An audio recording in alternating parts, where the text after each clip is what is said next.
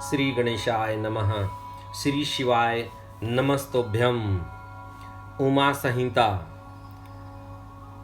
आज की जो कथा है उसमें हम आपको काल या मृत्यु को जीतकर अमरत्व प्राप्त करने की 4 योगिक साधनाएं, प्राणायाम, भूमध्य में अग्नि का ध्यान, मुख से वायुपान और मुड़ी हुई जिह्वा द्वारा गले की घाटी का स्पर्श करना तथा संपूर्ण देवताओं के तेज से देवी का महालक्ष्मी रूप में अवतार, महिषासुर का वध आदि कथा हम आपको बताएंगे। सबसे जरूरी है आज की कथा में कि काल और मृत्यु को जो 4 योगिक साधनाएं हैं उनका वर्णन होगा, इसलिए कथा को ध्यानपूर्वक सुने। और मेरी सभी भक्तों से ये विनती है कि इस कथा को और लोगों द्वारा तक भी पहुंचाए ताकि और भी प्राणी अपने जीवन को सुधार सकें। इसलिए इस कथा को लाइक, शेयर और कमेंट्स में हर हर महादेव अवश्य करें ताकि आपकी भी भगवान शंकर के चरणों में हाजिरी हो। अब कथा ध्यानपूर्वक सुने। कथा इस प्रकार है। पार्वती बोली, प्रभो यदि आप प्रसन्न हैं तो योगी योगाकाश जनित वायु पद को जिस प्रकार प्राप्त होता है वह सब मुझे बताइए। भगवान शिव ने कहा, सुंदरी, पहले मैंने योगियों के हित की कामना से सब कुछ बताया है, जिसके अनुसार योगियों ने काल पर विजय प्राप्त की थी। योगी जिस प्रकार वायु का स्वरूप धारण करता है उसके विषय में भी कहा गया है। इसलिए योग शक्ति के द्वारा मृत्यु दिवस को जानकर प्राणायाम में तत्पर हो जाए। ऐसा करने पर आधे मास में ही वह आए हुए काल को जीत लेता है। हृदय में स्थित हुई प्राणवायु सदा अग्नि को उद्दीप्त करने वाली है। उसे अग्नि का सहायक बताया गया है। वह वायु बाहर और भीतर सर्वत्र व्याप्त और महान है। ज्ञान, विज्ञान और उत्साह सब की प्रवृत्ति वायु से ही होती है। जिसने यहाँ वायु को जीत लिया उसने इस संपूर्ण जगत पर विजय प्राप्त कर ली। साधक को चाहिए कि वे जरा और मृत्यु को जीतने की इच्छा से सदा धारणा में स्थित रहें, क्योंकि योग परायण योगी को भली भांति धारणा और ध्यान में तत्पर रहना चाहिए।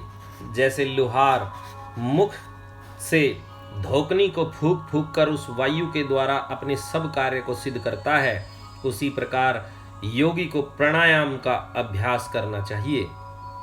प्राणायाम के समय जिनका ध्यान किया जाता है वे आराध्य देव परमेश्वर सहस्त्रों मस्तक, नेत्र, पैर और हाथों से युक्त हैं तथा समस्त ग्रंथियों को आवृत करके उनसे भी 10 अंगुल आगे स्थित हैं। आदि में व्याहृति और अंत में शिरोमंत्र सहित गायत्री का 3 बार जप करें और प्राण वायु को रोके रहें। प्राणों के इस आयाम का नाम प्राणायाम है। चंद्रमा और सूर्य आदि ग्रह जाकर लौट आते हैं, परंतु प्राणायाम पूर्वक ध्यान परायण योगी जाने पर आज तक नहीं लौटे हैं, अर्थात मुक्त हो गए हैं। देवी, जो द्विज 100 वर्षों तक तपस्या करके कुशों के अग्रभाग से 1 बूंद जल पीता है, वह जिस फल को पाता है वही ब्राह्मणों को एकमात्र धारणा अथवा प्राणायाम के द्वारा मिल जाता है। जो द्विज सवेरे उठकर 1 प्राणायाम करता है वह अपने संपूर्ण पाप को शीघ्र ही नष्ट कर लेता है और ब्रह्मलोक को जाता है। जो आलस्य रहित हो सदा एकांत में प्राणायाम करता है वह जरा और मृत्यु को जीतकर वायु के समान गतिशील हो आकाश में विचरता है। वह सिद्धों के स्वरूप कांति, मेधा, पराक्रम और शौर्य को प्राप्त कर लेता है। उसकी गति वायु के समान हो जाती है तथा उसे स्पर्शनीय सौख्य एवं परम सुख की प्राप्ति होती है। देवेश्वरी, योगी जिस प्रकार वायु से सिद्धि प्राप्त करता है वह सब विधान मैंने बता दिया। अब तेज से जिस तरह वह सिद्धि लाभ करता है उसे भी बता रहा हूँ।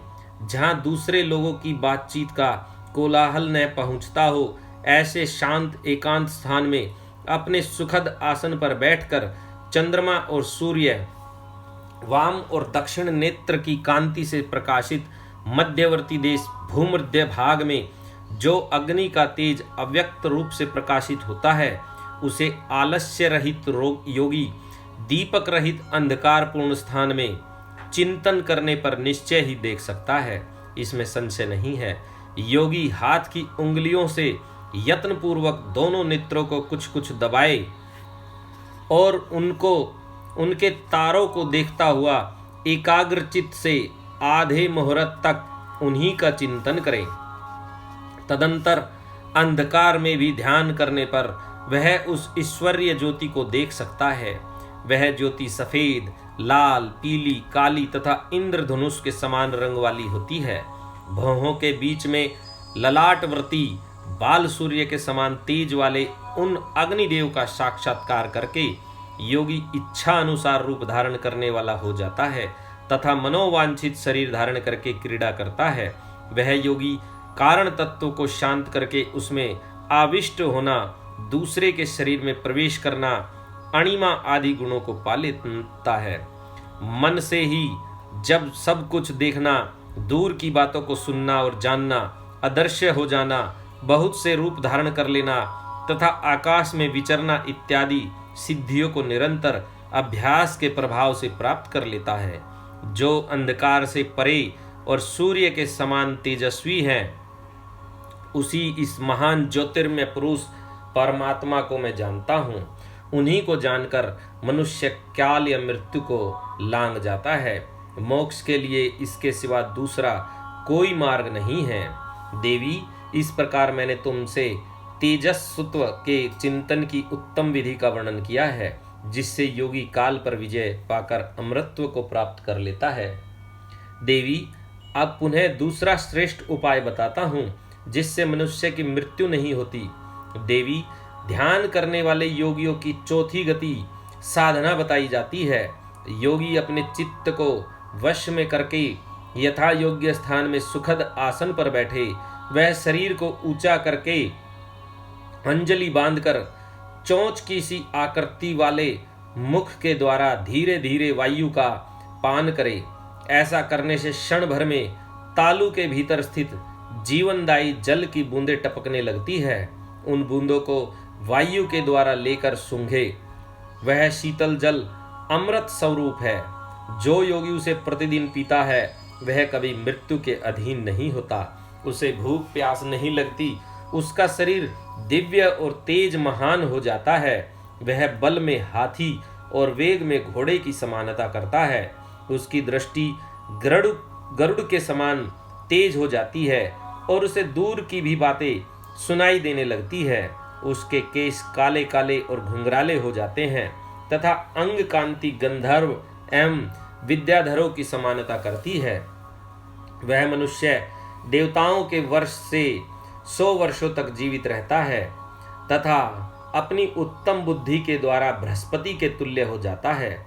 उसमें इच्छा अनुसार विचरने की शक्ति आ जाती है और वह सदा ही सुखी रहकर आकाश में विचरण की शक्ति प्राप्त कर लेता है।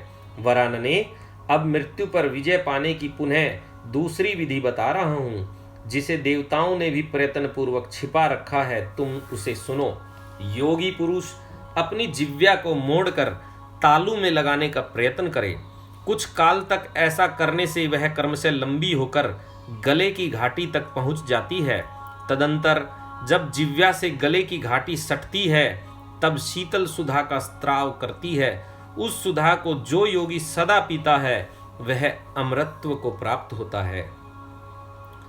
यह अध्याय यहाँ पर समाप्त हुआ। अगला अध्याय है भगवती उमा के कालिका अवतार की कथा। समाधि और सुरथ के समक्ष मेधा का देवी की कृपा से मधु कैटभ के वध का प्रसंग सुनना। इस कथा इस प्रकार है। इसके अनंतर छाया पुरुष, सर्ग, कश्यप वंश, मनवंतर, मनुवंश, सत्यव्रतादि वंश, पितृकल्प तथा व्यासोत्पत्ति आदि का वर्णन सुनने के पश्चात मुनियों ने सूत जी से कहा, ब्रह्मवेत्ताओं में श्रेष्ठ सूत जी, हमने आपके मुख से भगवान शिव की अनेक इतिहासों से युक्त रमणीय कथा सुनी, जो उनके नाम अवतारों से संबंध रखती है तथा मनुष्यों को भोग और मोक्ष प्रदान करने वाली है। अब हम आपसे जगत जननी भगवती उमा का मनोहर चरित्र सुनना चाहते हैं। परब्रह्म परमात्मा महेश्वर की जो आधा सनातनी शक्ति है, वे उमा नाम से विख्यात है। वे ही त्रिलोकी को उत्पन्न करने वाली पराशक्ति है। महामते, दक्ष कन्या सती और हिमवान की पुत्री पार्वती, ये उमा के 2 अवतार हमने सुने। सूत जी, अब उनके दूसरे अवतारों का वर्णन कीजिए। लक्ष्मी जननी जगदम्बा उमा के गुणों को सुनने से कौन बुद्धिमान पुरुष विरत हो सकता है? ज्ञानी पुरुष भी कभी उनके साथ कथा श्रवण के शुभ अवसर को नहीं छोड़ते। सूत जी ने कहा, महात्माओं, तुम लोग धन्य हो और सर्वदा कृत्य करते हो, क्योंकि परा अम्बा उमा के महान चरित्र के विषय में पूछ रहे हो। जो इस कथा को सुनते, पूछते और बाँचते हैं, उनके चरण कमलों की धूलि को ही ऋषियों ने तीर्थ माना है।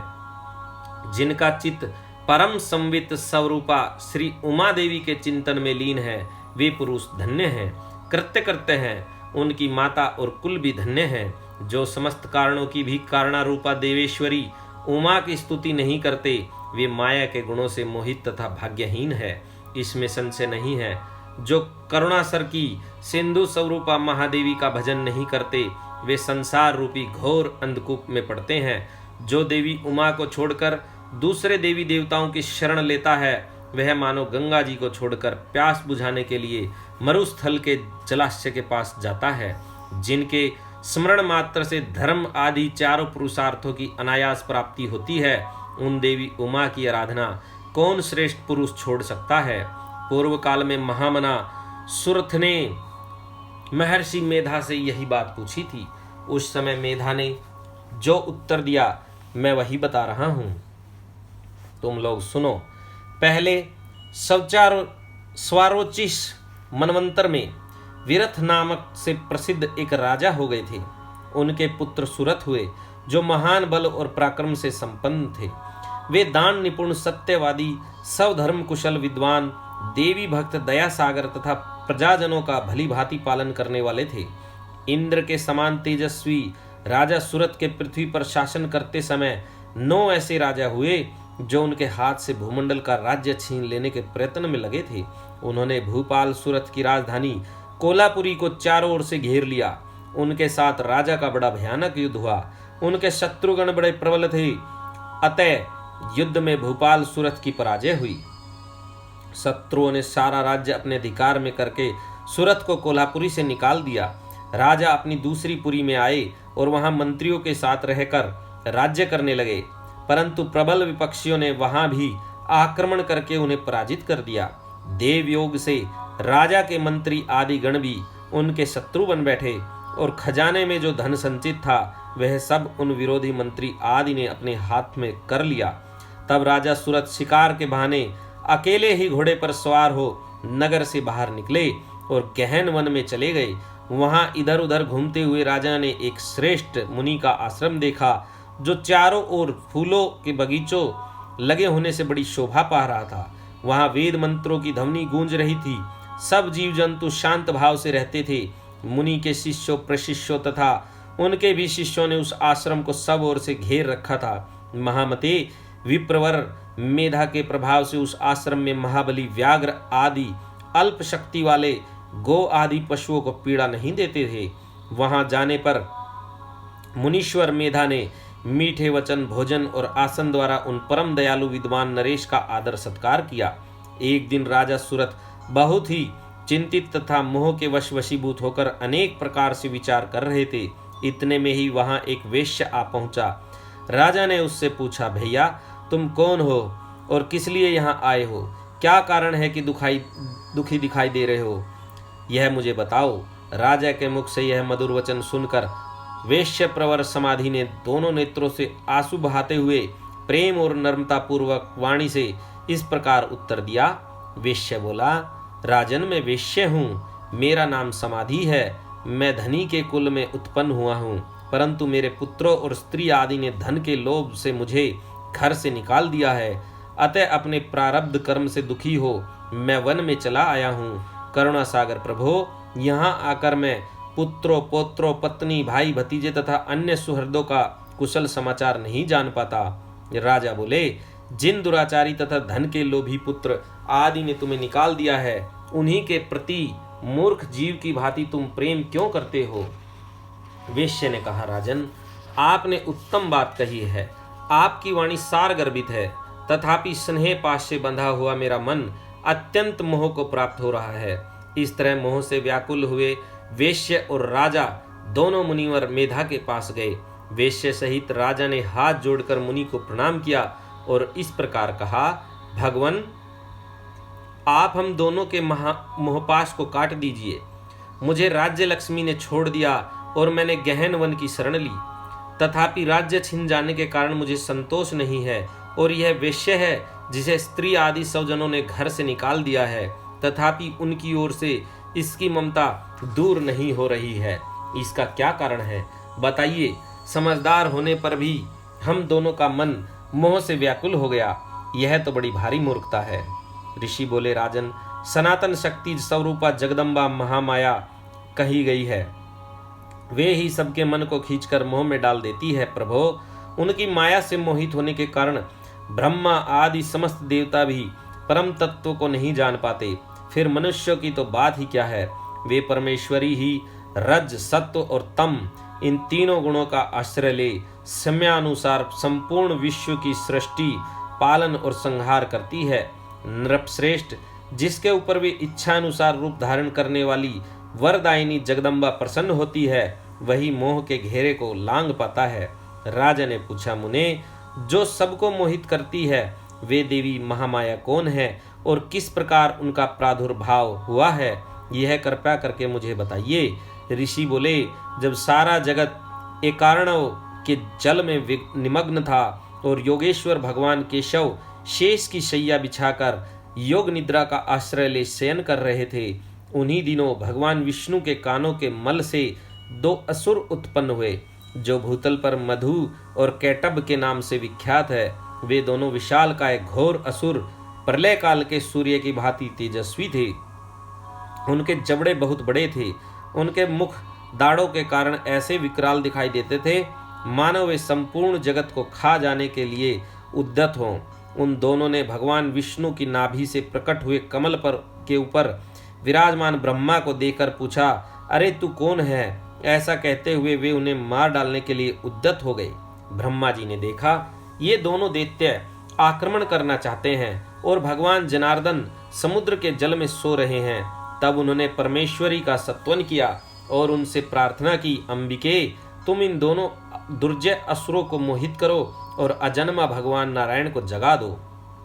ऋषि कहते हैं, इस प्रकार मधु और कैटब के नाश के लिए ब्रह्मा जी के प्रार्थना करने पर संपूर्ण विद्याओं की आदि देवी जगत जननी महाविद्या फागुन शुक्ला द्वादशी को त्रैलोक्य मोहिनी शक्ति के रूप में प्रकट हो महाकाली के नाम से विख्यात हुई। तदंतर आकाशवाणी हुई, कमलासन डरो मत, आज युद्ध में मधु कैटब को मारकर मैं तुम्हारे कंटक का नाश करूंगी। यों कहकर वे महामाया श्री हरि के नेत्र और मुख आदि से निकलकर अव्यक्त जन्मा ब्रह्मा के दृष्टिपथ में आ खड़ी हो गई। फिर तो देवादिदेव हर्षिकेश जनार्दन जाग उठे। उन्होंने अपने सामने दोनों दैत्य मधु और कैटब को देखा। उन दैत्यों के साथ अतुल तेजस्वी विष्णु का 5000 वर्षों तक बाहु युद्ध हुआ।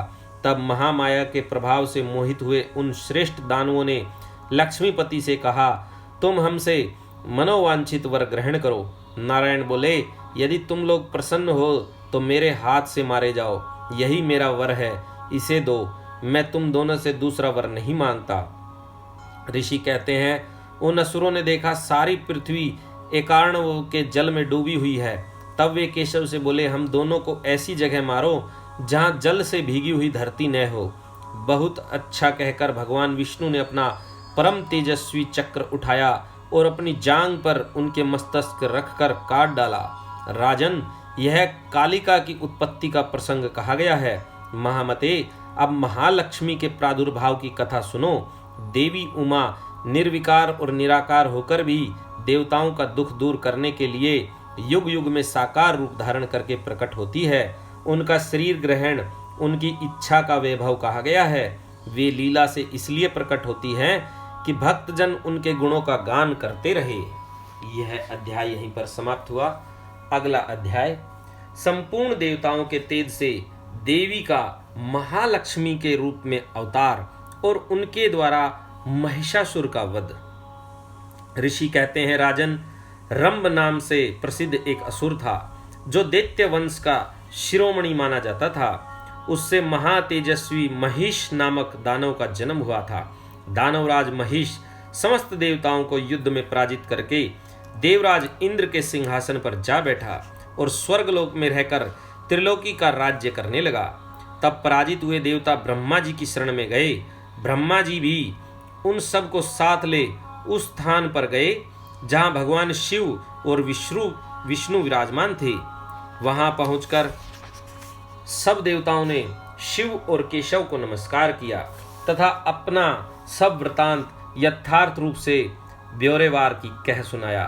वे बोले, भगवान, दुरात्मा महिषासुर ने हम सबको सम्रांगण में जीतकर स्वर्गलोक से निकाल दिया है, इसलिए हम इस मृत्युलोक में भटक रहे हैं और कहीं भी हमें शांति नहीं मिल रही है।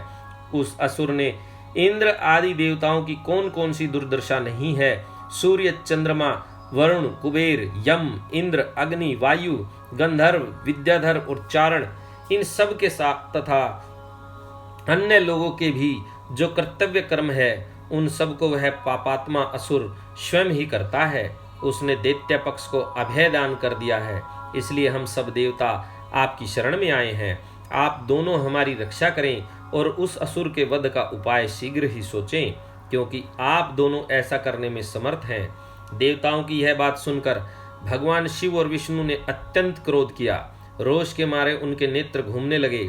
तब अत्यंत क्रोध से भरे हुए भगवान शिव और विष्णु के मुख से तथा अन्य देवताओं के शरीर से तेज प्रकट हुआ। तेज का वह महान पुंज अत्यंत प्रज्वलित हो दशों दिशाओं में प्रकाशित हो उठा।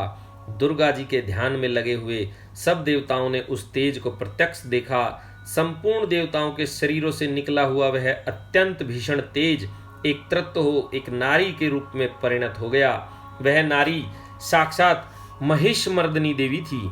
उनका प्रकाशमान मुख भगवान शिव के तेज से प्रकट हुआ था। भुजाएं विष्णु के तेज से उत्पन्न हुई थी। केश यमराज के तेज से आविर्भूत हुए थे। उनके दोनों स्तन चंद्रमा के तेज से प्रकट हुए थे। कटी भाग इंद्र के तेज से तथा जंघा और उरु वरुण के तेज से पैदा हुए थे। पृथ्वी के तेज से नितंब का और ब्रह्मा जी के तेज से दोनों चरणों का आविर्भाव हुआ था। पैरों की उंगलियां सूर्य के तेज से और हाथ की उंगलियां वसुओं के तेज से उत्पन्न हुई थी।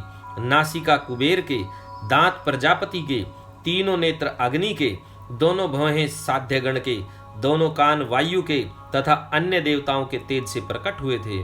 इस प्रकार देवताओं के तेज से प्रकट हुई कमललालिया लक्ष्मी ही वह परमेश्वरी थी।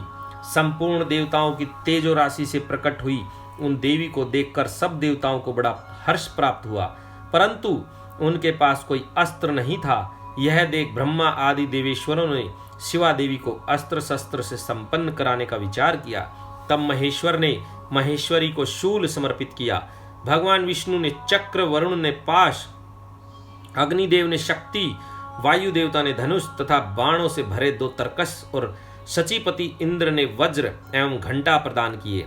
यमराज ने कालदंड, प्रजापति ने अक्षमाला, ब्रह्मा ने कमंडलू एवं सूर्यदेव ने समस्त रोमकूपों में अपनी किरणें अर्पित की। काल ने उन्हें चमकती हुई ढाल और तलवार दी। क्षीर सागर ने सुंदर हार तथा कभी पुराने न होने वाले 2 दिव्य वस्त्र भेंट किए। साथ ही उन्होंने दिव्य चूड़ामणि, 2 कुंडल, बहुत से कड़े, अर्धचंद्र, केयूर, मनोहर नुपुर, गले की हंसुली और सब उंगलियों में पहनने के लिए रत्नों की बनी अंगूठियां भी दी। विश्वकर्मा ने उन्हें मनोहर फरसा भेंट किया। साथ ही अनेक प्रकार के अस्त्र और अभेद कवच दिए। समुद्र ने सदा सुरम्य एवं सरस रहने वाली माला दी और एक कमल का फूल भेंट किया। हिमवान ने सवारी के लिए सिंह तथा आभूषण के लिए नाना प्रकार के रत्न दिए। कुबेर ने उन्हें मधु से भरा पात्र अर्पित किया तथा सर्पों के नेता शेषनाग ने विचित्र रचना कौशल से सुशोभित एक नागहार भेंट किया, जिसमें नाना प्रकार की सुंदर मणियां गुथी हुई थी। इन सब ने तथा दूसरे देवताओं ने भी आभूषण और अस्त्र शस्त्र देकर देवी का सम्मान किया। तत्पश्चात उन्होंने बारंबार अट्टहास करके उच्च स्वर से गर्जना की। उनके उस भयंकर नाद से संपूर्ण आकाश गूंज उठा। उससे बड़े जोर की प्रतिध्वनि हुई, जिससे तीनों लोकों में हलचल मच गई।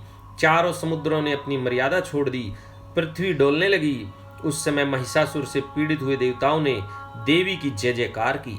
तदंतर सब देवताओं ने उन महालक्ष्मी स्वरूपा पराशक्ति जगदम्बा का भक्ति गदगद वाणी द्वारा सत्वन किया। संपूर्ण त्रिलोकी को शोभग्रस्त देख देववेरी दैत्य अपनी समस्त सेना को कवच आदि से सुसज्जित कर हाथों में हथियार ले सहसा उठ खड़े हुए। रोष से भरा हुआ महिषासुर भी उस शब्द की ओर लक्ष्य करके दौड़ा और आगे पहुंचकर उसने देवी को देखा, जो अपनी प्रभा से तीनों लोगों को प्रकाशित कर रही थी। इस समय महिषासुर के द्वारा पालित करोड़ों शस्त्रधारी महावीर वहां आ पहुंचे। चिक्षुर, चामर, उदर्ग, कराल, उदत, बाष्कल, ताम्र, उग्राश्य, उग्रवीर, बिड़ाल, अंधक, दुरंधर, दुर्मुख, त्रिनेत्र और महाहनु, ये तथा अन्य बहुत से युद्ध कुशल शूरवीर सम्रांगण में देवी के साथ युद्ध करने लगे। वे सब के सब अस्त्र शास्त्रों की विद्या में पारंगत थे। इस प्रकार देवी और दैत्यगण दोनों परस्पर जूझने लगे। उनका यह भीषण समय मार काट में ही बीतने लगा। इस तरह भयानक युद्ध होने के बाद महिषासुर देवी के साथ माया युद्ध करने लगा। तब देवी ने कहा, रे मूढ़, तेरी बुद्धि मारी गई है, तू व्यर्थ हठ क्यों करता है? तीनों लोकों में कोई भी असुर युद्ध में मेरे सामने टिक नहीं सकते। यूं कहकर सर्व कलामयी देवी कूदकर महिषासुर पर चढ़ गई और अपने पैर से उसे दबाकर उन्होंने भयंकर शूल से उसके कंठ में आघात किया। अनेक उनके पैर से दबा होने पर भी महिषासुर अपने मुख से दूसरे रूप में बाहर निकलने लगा। अभी आधे शरीर से ही वह बाहर निकलने पाया था कि देवी ने अपने प्रभाव से उसे रोक दिया। आधा निकला होने पर भी वह महाअधम दैत्य देवी के साथ युद्ध करने लगा। तब देवी ने बहुत बड़ी तलवार से उसका सिर काटकर उस असुर को धराशायी कर दिया। फिर तो उसके सैनिक गण हाय हाय करके नीचे मुख किए भयभीत हो रणभूमि से भागने और त्राही त्राही की पुकार करने लगे। उस समय इंद्र आदि सब देवताओं ने देवी की स्तुति की, गंधर्व गीत गाने लगे और अप्सराएं नृत्य करने लगी। राजन, इस प्रकार मैंने तुमसे देवी के महालक्ष्मी अवतार की कथा कही है। अब तुम सुस्थिर चित्त से सरस्वती के प्रादुर्भाव का प्रसंग सुनो। यह अध्याय यहाँ पर समाप्त हुआ। अगला अध्याय है देवी उमा के शरीर से सरस्वती का आविर्भाव। उनके रूप की प्रशंसा सुनकर शंभु का उनके पास दूत भेजना, दूत के निराश लौटने पर शुंभ का क्रमशः ध्रुमलोचन, चंड, मुंड तथा रक्त बीज को भोजन भेजना और देवी के द्वारा उन सब का मारा जाना। ऋषि कहते हैं, पूर्व काल में शुंभ और निशुंभ नामक दो प्रतापी दैत्य थे, जो आपस में भाई भाई थे। उन दोनों ने चराचर प्राणियों सहित समस्त त्रिलोकी के राज्य पर बलपूर्वक आक्रमण किया। उनसे पीड़ित हुए देवताओं ने हिमालय पर्वत की शरण ली और संपूर्ण अभिष्टों को देने वाली सर्वभूत जननी देवी उमा का सत्वन किया। देवता बोले, महेश्वरी दुर्गे, आपकी जय हो। अपने भक्तजनों का प्रिय करने वाली देवी, आपकी जय हो। आप तीनों लोकों की रक्षा करने वाली शिवा हैं, आपको बारंबार नमस्कार है।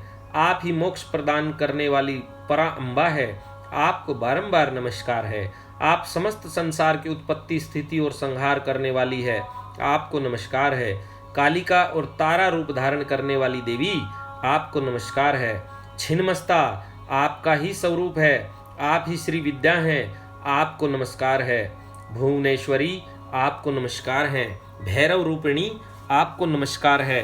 आप ही बगलामुखी और धूमावती है, आपको बारंबार नमस्कार है। आप ही त्रिपुर सुंदरी और मातंगी है, आपको बारंबार नमस्कार है।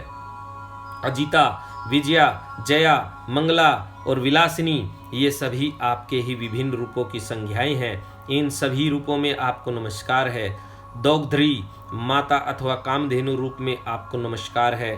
घोर आकार धारण करने वाली आपको नमस्कार है। अपराजिता रूप में आपको प्रणाम है। नित्या महाविद्या के रूप में आपको बारंबार नमस्कार है। आप ही शरणागतों का पालन करने वाली रुद्राणी हैं, आपको बारंबार नमस्कार है। वेदांत के द्वारा आपके ही स्वरूप का बोध होता है, आपको नमस्कार है। आप परमात्मा हैं, आपको मेरा प्रणाम है। अनंत कोटि ब्रह्मांडों का संचालन करने वाली आप जगदम्बा को बारंबार नमस्कार है। देवताओं के इस प्रकार स्तुति करने पर वरदायिनी एवं कल्याण रूपिणी गौरी देवी बहुत प्रसन्न हुई। उन्होंने समस्त देवताओं से पूछा, आप लोग यहाँ किसकी स्तुति करते हैं? तब उन्हीं गौरी के शरीर से एक कुमारी प्रकट हुई। वह सब देवताओं के देखते देखते शिव शक्ति से आदर पूर्वक बोली, माँ, ये समस्त स्वर्गवासी देवता निशुंभ और शुंभ नामक प्रबल दैत्यों से अत्यंत पीड़ित हो अपनी रक्षा के लिए मेरी स्तुति करते हैं। पार्वती के शरीर कोश से वह कुमारी निकली थी, इसलिए कौशिकी नाम से प्रसिद्ध हुई। कौशिकी ही साक्षात शुंभासुर का नाश करने वाली सरस्वती है। उन्हीं को उग्र तारा और महोग्र तारा भी कहा गया है। माता के शरीर से स्वतः प्रकट होने के कारण वे इस भूतल पर मातंगी भी कहलाती है। उन्होंने समस्त देवताओं से कहा, तुम लोग निर्भय रहो, मैं स्वतंत्र हूँ, अतः किसी का सहारा लिए बिना ही तुम्हारा कार्य सिद्ध कर दूंगी। ऐसा कहकर वे देवी तत्काल वहां अदृश्य हो गई। एक दिन शुंभ और निशुंभ के सेवक चंड और मुंड ने देवी को देखा। उनका मनोहर रूप नेत्रों को सुख प्रदान करने वाला था। उसे देखते ही वे मोहित हो सुध बुध खोकर पृथ्वी पर गिर पड़े। फिर होश में आने पर वे अपने राजा के पास गए और आरंभ से ही सारा वृतांत बताकर बोले, महाराज, हम दोनों ने एक अपूर्व सुंदरी नारी देखी है जो हिमालय के रमणीय शिखर पर रहती है और सिंह पर सवारी करती है। चंड मुंड की यह बात सुनकर महान असुर शुंभ ने देवी के पास सुग्रीव नामक अपना दूत भेजा और कहा, दूत, हिमालय पर कोई अपूर्व सुंदरी रहती है, तुम वहां जाओ और मेरा संदेश कहकर उसे प्रयत्न पूर्वक यहाँ ले आओ। यह आज्ञा पाकर दानव शिरोमणि सुग्रीव हिमालय पर गया और जगदम्बा महेश्वरी से इस प्रकार बोला।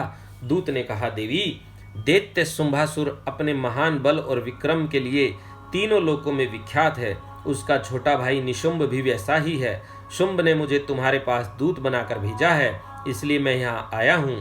सुरेश्वरी, उसने जो संदेश दिया है उसे इस समय सुनो। मैंने सम्रांगण में इंद्र आदि देवताओं को जीतकर उनके समस्त रत्नों को अपहरण कर लिया है। यज्ञ में देवता आदि के लिए दिए हुए देव भाग का मैं स्वयं ही उपभोग करता हूँ। मैं मानता हूँ कि तुम स्त्रियों में रत्न हो, सब रत्नों के ऊपर स्थित हो, इसलिए तुम काम जनित रस के साथ मुझको अथवा मेरे भाई को अंगीकार करो। दूत के मुंह से शुंभ का यह संदेश सुनकर भूतनाथ भगवान शिव की प्राण वल्लभा महामाया ने इस प्रकार कहा। देवी बोली, दूत, तुम सच कहते हो, तुम्हारे कथन में थोड़ा सा भी असत्य नहीं है, परंतु मैंने पहले से ही एक प्रतिज्ञा कर ली है, उसे सुनो। जो मेरा घमंड चूर कर दे, जो मुझे युद्ध में जीत ले, उसी को मैं पति बना सकती हूँ, दूसरे को नहीं। यह मेरी अटल प्रतिज्ञा है, इसलिए तुम शुंभ और निशुंभ को मेरी यह प्रतिज्ञा बता दो, फिर इस विषय में जैसा उचित हो वैसा वे करें। देवी की यह बात सुनकर दानव सुग्रीव लौट गया। वहां जाकर उसने विस्तार पूर्वक राजा को सब बातें बताई। दूत की बात सुनकर उग्र शासन करने वाला शुंभ कुपित हो उठा और बलवानों में श्रेष्ठ सेनापति ध्रुमाक्ष से बोला, ध्रुमाक्ष, हिमालय पर कोई सुंदरी रहती है, तुम शीघ्र वहां जाकर जैसे भी वह यहाँ आए उसी तरह उसे ले आओ। असुर प्रवर, उसे लाने में तुम्हें भय नहीं मानने चाहिए। यदि वह युद्ध करना चाहे तो तुम्हें प्रयत्न पूर्वक उसके साथ युद्ध भी करना चाहिए। शंभु की ऐसी आज्ञा पाकर दैत्य धूम्रलोचन हिमालय पर गया और उमा के अंश से प्रकट हुई भगवती भुवनेश्वरी से कहा, नितंबिनी, मेरे स्वामी के पास चलो, नहीं तो मैं तुम्हें मरवा डालूंगा। मेरे साथ 60,000 असुरों की सेना है।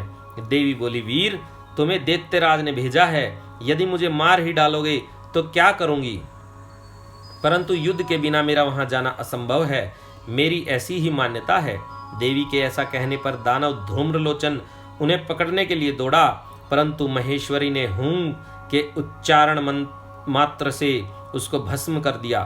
तभी से वे देवी इस भूतल पर धूमावती कहलाने लगी। उनकी आराधना करने पर वे अपने भक्तों के शत्रुओं का संहार कर डालती है। धूम्राक्ष के मारे जाने पर अत्यंत कुपित हुए देवी के वाहन सिंह ने उसके साथ आए हुए समस्त असुरगणों को चबा डाला। जो मरने से बचे वे भाग खड़े हुए।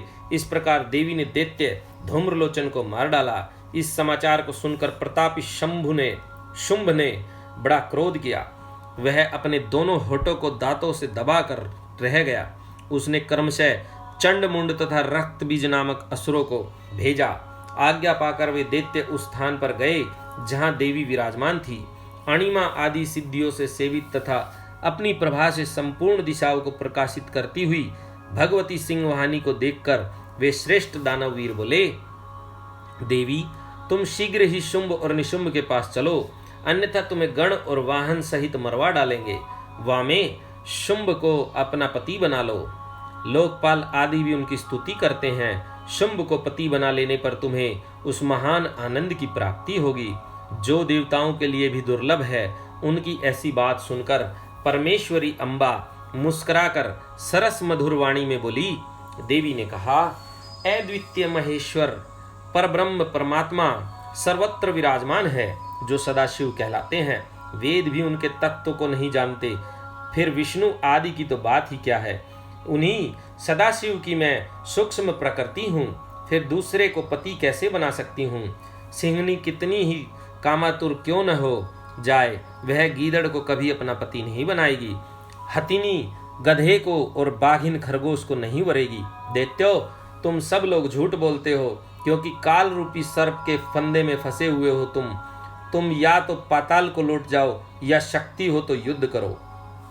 देवी का यह क्रोध पैदा करने वाला वचन सुनकर वे दैत्य बोले, हम लोग अपने मन में तुम्हें अबला समझकर मार नहीं रहे थे, परंतु यदि तुम्हारे मन में युद्ध की ही इच्छा है तो सिंह पर सुस्थिर होकर बैठ जाओ और युद्ध के लिए आगे बढ़ो। इस तरह वाद विवाद करते हुए उनमें कलह बढ़ गया और सम्रांगण में दोनों दलों पर तीखे बाणों की वर्षा होने लगी। इस तरह उनके साथ लीलापूर्वक युद्ध करके परमेश्वरी ने चंडमुंड सहित महान असुर रक्त बीज को मार डाला। वे देववेरी असुर द्वेष बुद्धि करके आए थे, तो भी अंत में उन्हें उस उत्तम लोक की प्राप्ति हुई जिसमें देवी के भक्त जाते हैं। यह अध्याय यहाँ पर समाप्त हुआ। आज की कथा को हम यहीं पर विराम करेंगे। अगली वीडियो में जो कथा हम सुनाएंगे उसमें शुंभ और निशुंभ का संहार और माता के नवरात्र व्रत का महात्म्य और नवरात्र व्रत को कैसे करते हैं तथा उमा संहिता का उपसंहार, ये सब हम आपको अगले वीडियो की कथा में बताएंगे। आज की कथा में हमने आपको 4 योगिक साधनाएं, प्राणायाम, भूम मध्य में अग्नि का ध्यान, मुख से वायुपान और मुड़ी हुई जिह्वा द्वारा गले की घाटी का स्पर्श, ये कथा आपको बताई। और महिषासुर के वध के लिए महालक्ष्मी रूप का अवतार तथा सरस्वती देवी का अवतार की कथा हमने आपको सुनाई। आज की कथा को अब हम यहीं विराम करते हैं। आप सभी शिव भक्तों से अनुरोध है कि कथा को लाइक, सब्सक्राइब और कमेंट्स में हर हर महादेव अवश्य करें। अपने सभी मित्रों दोस्तों को सुनाएं, पहुंचाएं, बताएं उनको इस कथा का गुण महत्व, ताकि उनको भी पता चले, वो भी अपने जीवन का उद्धार करें। इसी के साथ श्री शिवाय नमस्तोभ्यम, श्री शिवाये नमस्तोभ्यम। भगवान शंकर सभी भक्तों की मनोकामना पूर्ण करे।